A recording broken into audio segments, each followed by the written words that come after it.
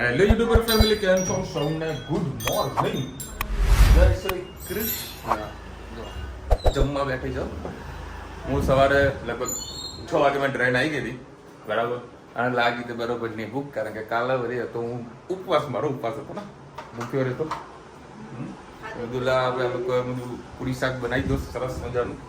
ચાલો બસ પૂરી શાક બનાવ્યું છે, એટલે અત્યારે પૂરી શાક ખાવાનું છે. કારણ કે લાગી તે બરોબર નહીં ભૂખ.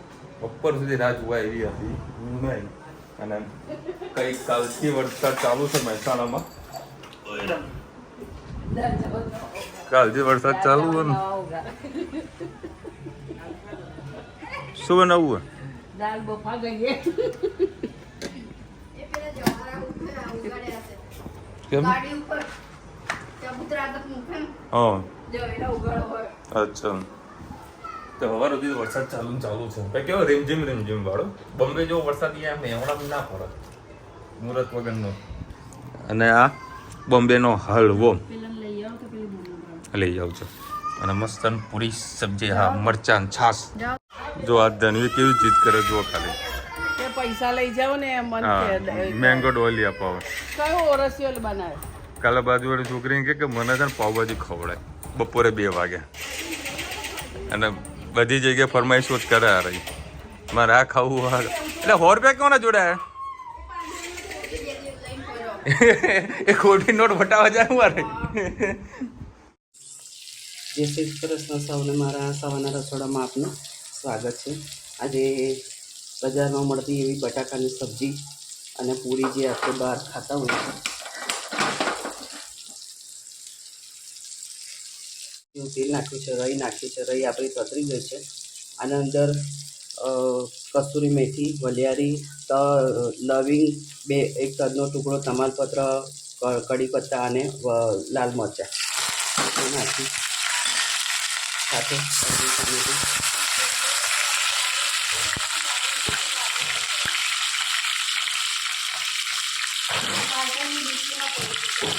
મળી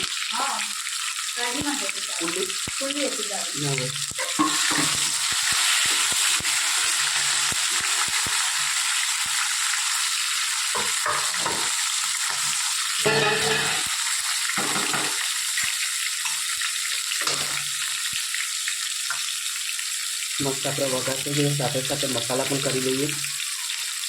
આજે લીલું મરચું નથી નાખ્યું, એટલે 2 ચમચી જેટલું તીખું બનાવીશું. લાલ મરચું નાખીશું, ગરમ મસાલો, હિંગ, ધાણા જીરું. ભાવેશ અહીંયા સદરક પાણી નાખ. હળદર ઉતારવાની છે.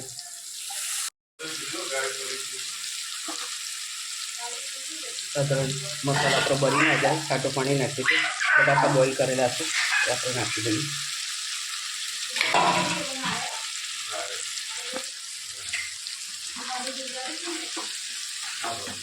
એક વખત મિક્સ કરી લઈએ, પછી એને રસાવાળું કરીએ. આના અંદર ટામેટાં તમને વધુ પડતા ગમતા હોય તો તમે નાખી શકો છો, અને એટલી બટાકાની સબ્જી સારી લાગતી હોય છે. થોડાક જ ટામેટાં નાખ્યા છે. રસાવાળી સબ્જી કરવાની છે. પાણી આપણે સારું એવું નાખીશું.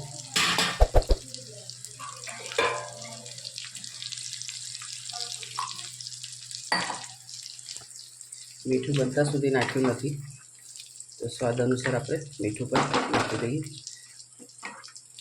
બસ હવે એને સારી રીતે ઉકળવા દઈએ.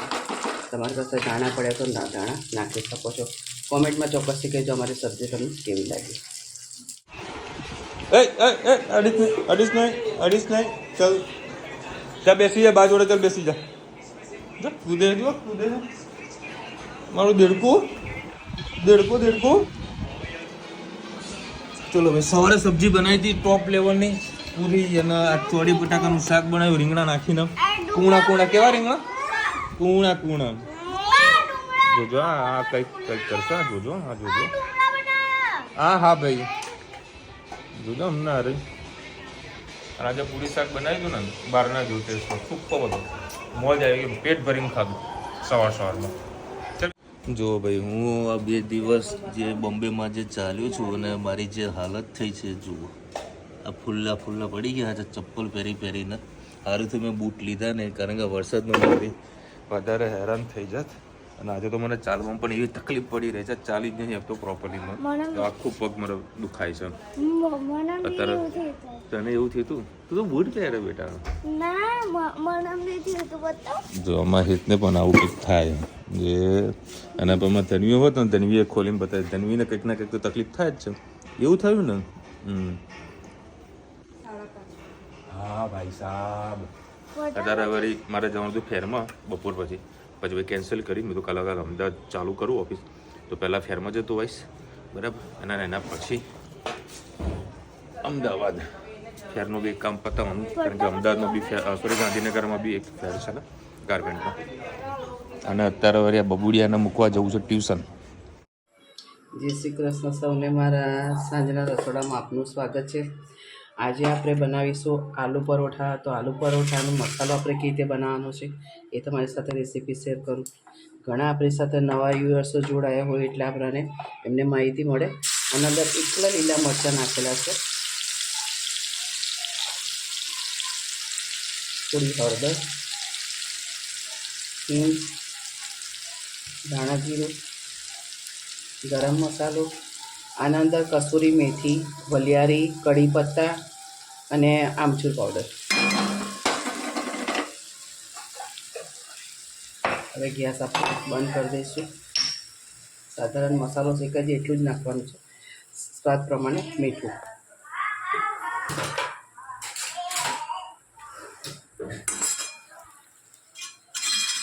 મસાલો આપણે શેકી લઈશું.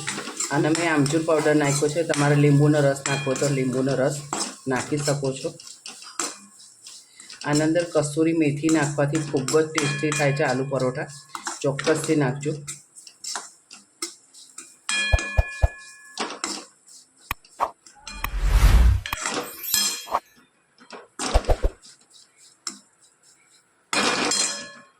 થઈ ગયો છે.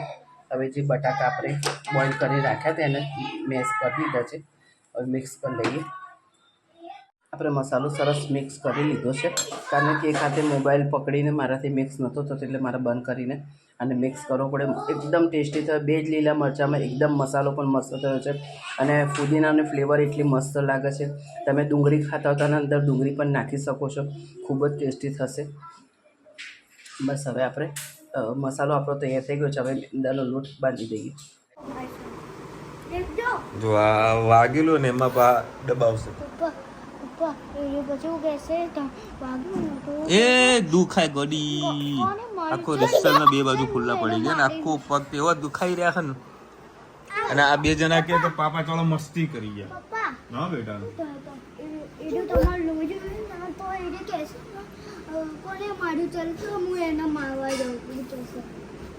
મને કોને માર્યું તનું? આ 2 જણા મસ્તી કરે અને રુચિતા જો અત્યારે હોમવર્ક કરવા બેઠી છે. અત્યારે હોમવર્ક કરી રહી છે. તારે કરવાનું કે રુચિતા કરવાનું? હા એ કોઈ કાના આવ્યો કઈ એ જુડો. ચલો ભાઈ, અત્યારે લાઈટ જતી રહે છે. આપણે ઇલેક્ટ્રિક ઘોડા ખરા ચાર્જિંગ વાળા એ અત્યારે ચાલુ કર્યા છે. હા એવું થયું. 8:30 વાગ્યા છે. હા બેટા, હા સિસ્ટમ અત્યારે બનાવ્યું છે આલુ પરોઠા. શું ચટણી બનાવી? લસણની ચટણી છે. તમે રોટલા જોડે ખાવી હોય તો ખાઈ લેજો, કઈ નાખી દહીં તીખારી જેવું. ઓકે એ ચલો મસ્તી કરવા. ચલો હવે જો બીજાને મસ્તી કરશે ને પછી એવા બાદશે ને બરોબર ને પછી મેથી પકડી હા પડે. હા ના હવે તો બેન ને મેથી માં પડવાનું એવું નહીં કે એક ને બંને ને પેલાને મારવાનો નાને મારવાનો. મેથી પાકો દેવાનો થોડો ઘણો.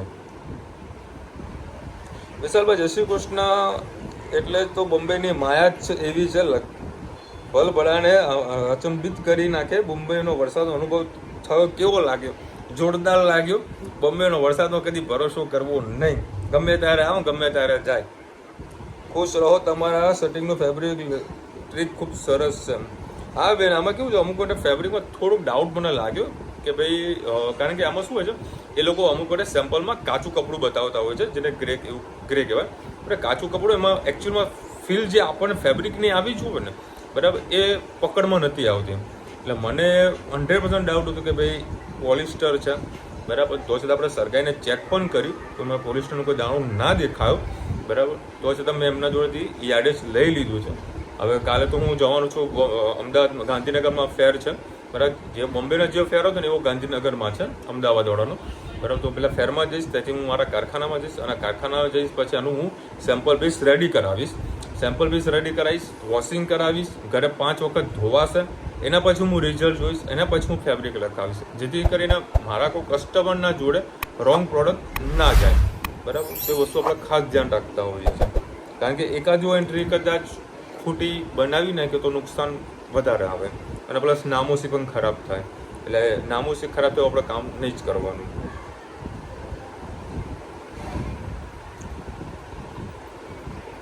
મરીન લાઈવ બધાનું ફેવરેટ હોય છે યાર, ખરેખર મોજ છે ભાઈ મરીન લાઈવ, મજા આવી જાય. ત્યાં બેસવાની સગવડ ખૂબ સારી છે, એના કારણે બહુ મજા આવે. અને બધા એવા નંગ આવતા હોય ને ત્યાં આગળ, એમાં તો તમે રવિવારે જાઓ સાંજના સમયે, મોજ આવે. એ વખત મુંબઈનો હલવો લઈ જજો ધનવી માટે. એ લાયા, ધનવીએ ના ખાધો. મમ્મી કંઈક કામ કરો, બધા ભેગા ને પૂરો કરી નાખો. હજુ એમને પડી ગયો, ખાલી 500 જ લાવ્યો તો. દાદા મિક્સ છે, દાદા લીક કે દેતા હું, એ મસ્ત હતું. હા યાર, અમુક ટાઈમમાં કોન્ફિડન્સ પણ ઓવર કોન્ફિડન્સમાં આપણે આવી જઈએ છીએ, બરાબર. મને હજુ ઘડી સુધી વિશ્વાસ નથી કે પ્યોર કોટન છે, હજુ લાગે છે મિક્સ જ છે. કારણ કે આટલા વર્ષોથી કામ કરતા એટલે થોડું ઘણું તો આપણને નોલેજ તો હોય ફેબ્રિક બાબતમાં. વરસાદની મોસમમાં ગરમા ગરમ વડાપાવ ખાવાની મજા કંઈક ઓર છે. અને એમાં પણ બોમ્બેનો વડાપાવ, બોમ્બેના નાસ્તાની કોઈ વાત ના થાય, પણ એટલું ખરું કે ગુજરાતી જમણવારનું આપણને ત્યાં અમુક જગ્યાએ મળે, પણ એ જગ્યાએ આપણે હતા નહીં, બરાબર. કાલે થાણેમાં હું ગયો હતો, તો મને સાઈ દર્શન કરીને એક હોટલ છે થાણેની થોડોક આગળ છે, વોકિંગ ડિસ્ટન્સ જ છે. તો ત્યાં આગળ 300 રૂપિયા ડિશના હતા, બરાબર. 250 અને 300 રૂપિયાની થાળી હતી, બરાબર. એમાં બી એક જ રોટલી. તું રાખો તમે ભાઈ, આપણે સીધા બર્ગર કિંગમાં જઈએ, બર્ગર કિંગના ફ્રેન્ચ ફ્રાય ખાઈ લઈએ, અને ઘરે જઈને મસ્ત લોકો પૂરી શાક બનાવી લીધું. હા, પહેલી વાર ઘરે ખાધું હશે પૂરી શાક. બી સવારમાં હું કદી નાસ્તો કરતો જ નથી, બધાને ખબર જ છે. અમે ધરાઈને પૂરી શાક ખાધું. આજે પૂરી મસ્ત મળી હતી, એકદમ સોફ્ટ, મજા આવી ગઈ હતી. રેનકોટ રાખો બાબા. મારા બેગનું વજન 10 કિલો વજન હતું, બરાબર. એમાં રેનકોટ રાખવા બેવું ને તો મારે તો હાલત ખરાબ થઈ જાય. જો કે રેનકોટ ખાસ જેવું જરૂર નથી પડતી, બરાબર. વરસાદ જેવો ચાલુ એટલે છત્રી ખોલી દઈએ એટલે થઈ જતું હતું બધું.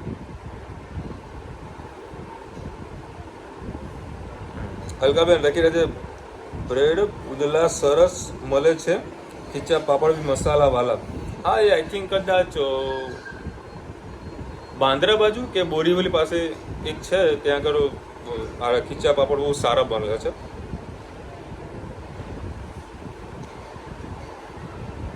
બેગ લીધું છે તમે? ફેરમાં ભાગ લીધો છે? ના, અમે તો ખાલી જોવા માટે જ ગયા હતા કે લોકો શું શું બનાવી રહ્યા છે, તો આપણને થોડુંક નોલેજ એમાં વધારે મળે.